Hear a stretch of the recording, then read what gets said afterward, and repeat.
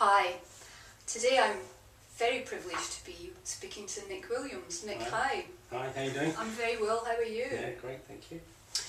Nick, it's really lovely to speak to you. We've known each other for over 10 years now.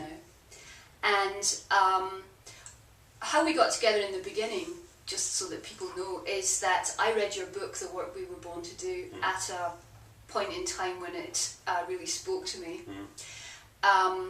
And our paths have interwoven since then. What I'm curious about is something of your journey.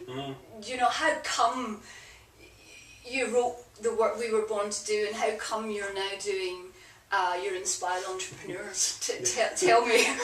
Great, no, I ask myself the same question quite often. How did I get here? No, I mean that in a positive way, because, you know, I had a very ordinary upbringing. I did O-levels and A-levels and a degree in business studies, and, you know, I went down a very conventional career path, which was, you know, I was supposed to have a job or a career for life and stick with it, and I did my best to do that, and kind of stuck out till my late 20s, but I just couldn't do it. You know, I just felt so unfulfilled, so unhappy, just going to a job every day, even though I had quite a high-powered job selling expensive computers to Japanese banks. You know, we're sitting in the city of London here. I used to work, you know, literally just up in Holborn, up the road. Part of me wonders how I did that now, because I just felt it literally almost like soul-destroying to do it. Yeah. So I guess for me, you know, looking back, I can only say that there was a much more spiritual side to me, a much more creative side that just didn't get expressed. It was like, you know, there was that much of me being used, and there felt like there was this much of me that could come out. And I'm sure there's a lot more to come out, but I feel like this much of me has come out today. And what prompted your awareness around all of that? What brought well, that to you know, life? I talk about it, and I suppose it was true for me. Two things: misery, you know, and inspiration. You know, I do think we change through one of two things, either desperation or inspiration, and for me it was a good combination of the two. I was desperately unhappy, and I felt this voice inside me go, you know, there's more to you than you are living. And you know, for everyone watching this, you know, I think often when we hear that voice, we go, "Shut up." Yeah, you know, absolutely. I don't want to listen to you, because then I might have to change. I can relate to that. Scares the heck out of me. Yeah. So I had probably 2 or 3 years of real big soul searching, thinking, you know, but if I give this up and follow my heart, I could fall by the wayside. I could be committing career suicide. Yes. And perhaps in some ways I did, because I'm certainly unemployable today. I wouldn't want to work for anybody anymore. Yeah. But it's taken a while. But I now live a very fulfilled life. I feel like I'm doing the work that I was born to do. Yeah. And I felt like that for a long time, and to me that's such a blessing to be able to do that.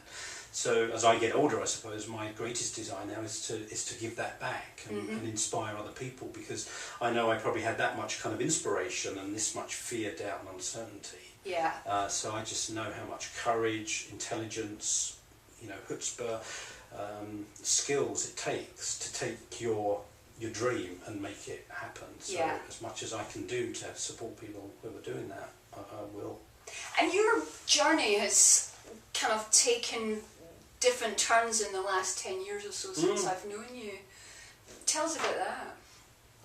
I think once we follow our inspiration, or we follow our life's purpose, whatever you want to call it, we're on an evolutionary journey.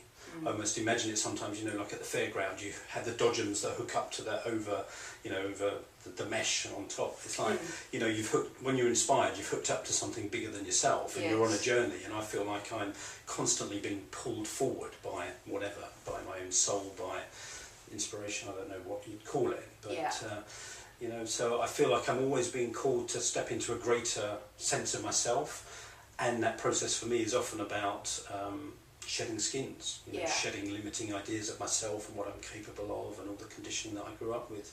So yeah, you know, I started off running something called personal and professional development, then I ran something called Heart at Work, and I was very involved with alternatives for about 20 years, promoting, you know, the Mind, Body, Spirit lecture series in London. Today, you know, I mainly do Inspired Entrepreneur, and I guess the Inspired Entrepreneur idea is very much about people that are what you call new work pioneers, who are wanting to do something more meaningful and take their talent and fully use it in the world, rather than simply feel constrained by an organisation.